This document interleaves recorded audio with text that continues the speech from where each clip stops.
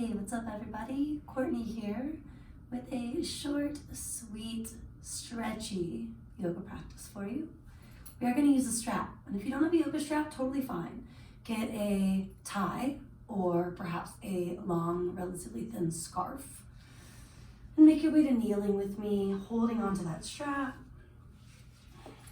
If for any reason kneeling isn't feeling okay, some padding under the knees or between your hips and calves can be really nice. Grounding down to lengthen upward. Start to reach the arms forward, straight off your shoulders. And take that strap so it's about 1 meter or so between the hands. Now, if you're broader, you might need a few more centimeters. If you're quite narrow or really open in that space, you might need a little less space between your hands. From here, take a deep breath in. And as you exhale, feel the navel draw in and up. Next, inhale, reach up toward the sky. And as you exhale, start to stretch the arms back and down. Now, if you have to wiggle through it, you might need hands to slide a little wider. If you're not feeling much, maybe a little bit narrower. Inhale those arms up. Exhale, hands forward and down. Continuing with your breath, deep inhale. Complete exhale. Deep inhale. Complete exhale. Take a couple more.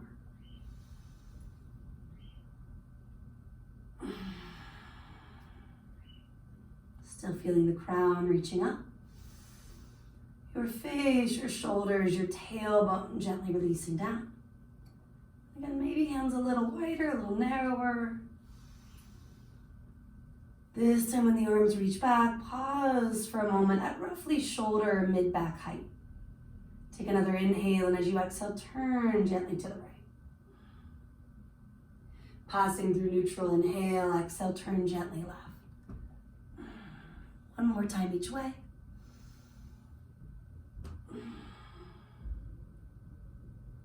And if you want to return to one side or hang a bit longer on one side, do.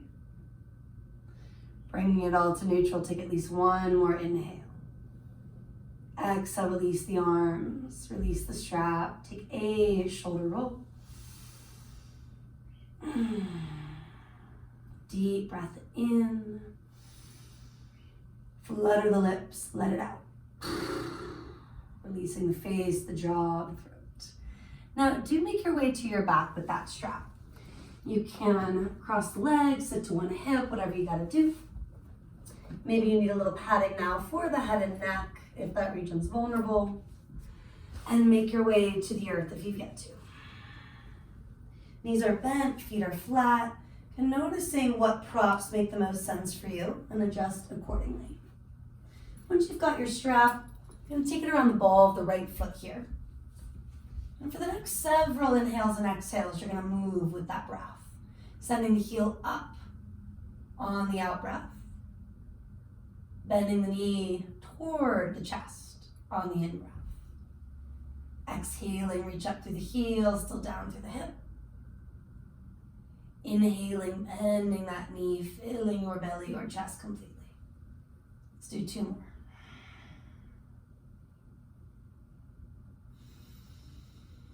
Actively pushing up through the heel, the ball of the foot. Consider staying in the extension this time. Ground through the back of that right hip. Start to slide your left heel now forward and long. Root down through the left heel, turn the toes up. And let's take a few more complete breaths, maybe returning to the bending and extending or just holding in this deep stretch. Creating more range of motion where we often need it.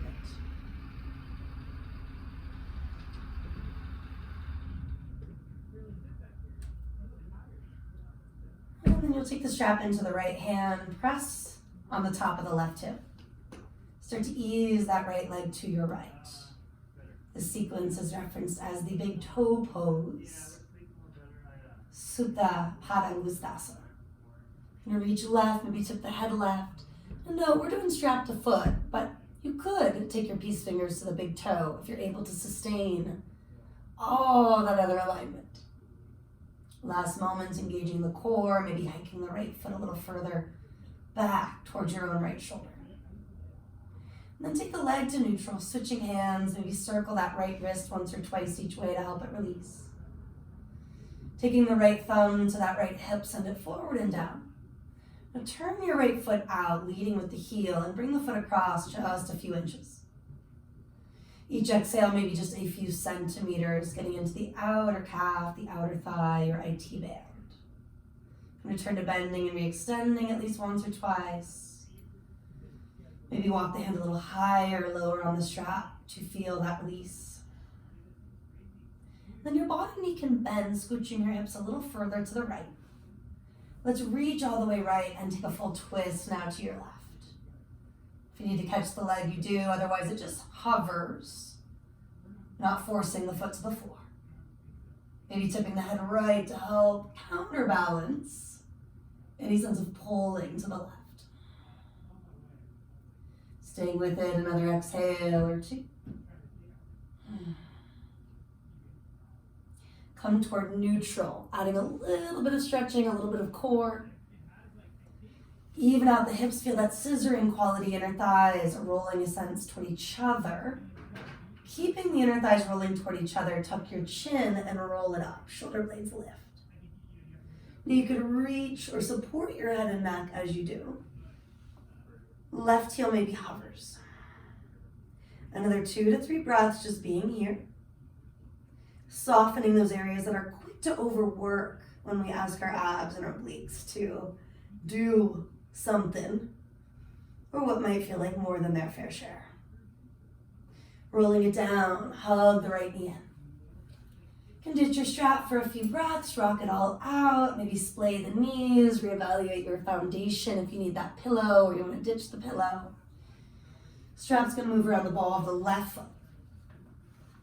At first, the knees are bent, feet are flat for this variation, easing in. Modified Supta Bharangasthasana, big toe pose, or again strap to foot.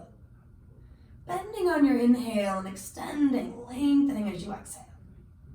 Specifically breaking down anything sitting in the back of that knee where the hamstring meets the calf. Helping create more mobility, more range of motion.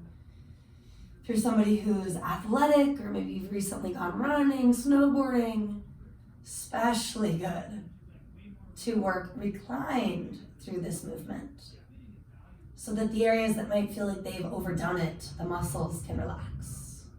You feel the support of the earth as you stretch.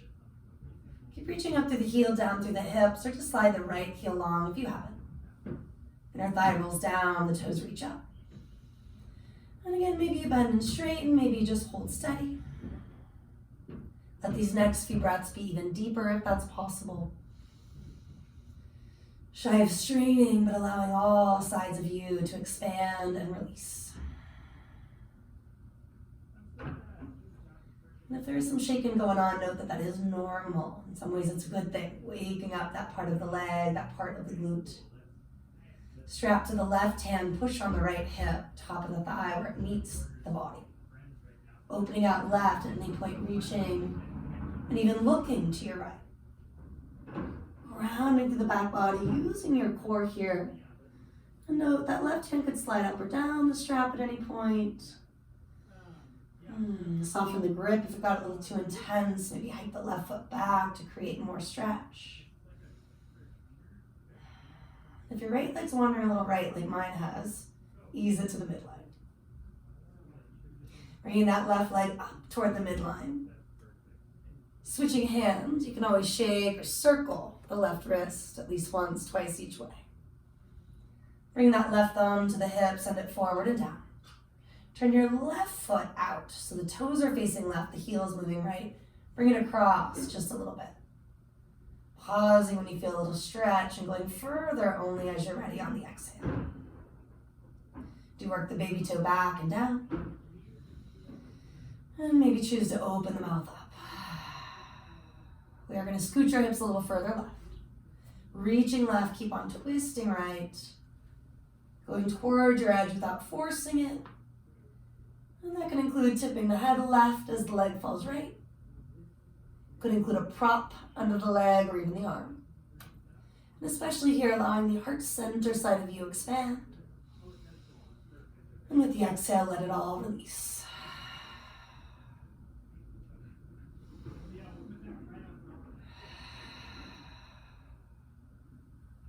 Bring it to neutral. Last little bit of work here through the big toe pose. Rolling it up. Isolating the abs, the core without straining. Maybe that means you reach, maybe you're supporting your head and neck. And if you get to, elevate the right heel, but just barely. I'm talking centimeters, not even inches. Another moment, as in a exhale or two at the top. Challenging yourself. Looking for that balance of strength and flexibility. Stiram Sukhamasana. Let's roll it down if you get to. Removing the strap. Hug the knees in. Take a little rock, sway, let the knees fall wide. Elbows to the inner thigh, hands to the outer feet, happy baby. Holding onto your ankles instead of the feet, circle those feet and ankles once or twice, just like you did the wrists. Maybe send the heels wide, last little bit of core work as an option. We're just allowing that modification, supporting the legs.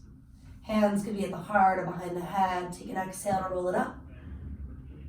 2, 3, maybe 4 breaths to be here. I'm interlacing fingers, extending the thumb, the first Kali Mudra, empowering ourselves from the inside out. Soft face, soft jaw. You don't have to flutter the lips, but you could while you're here.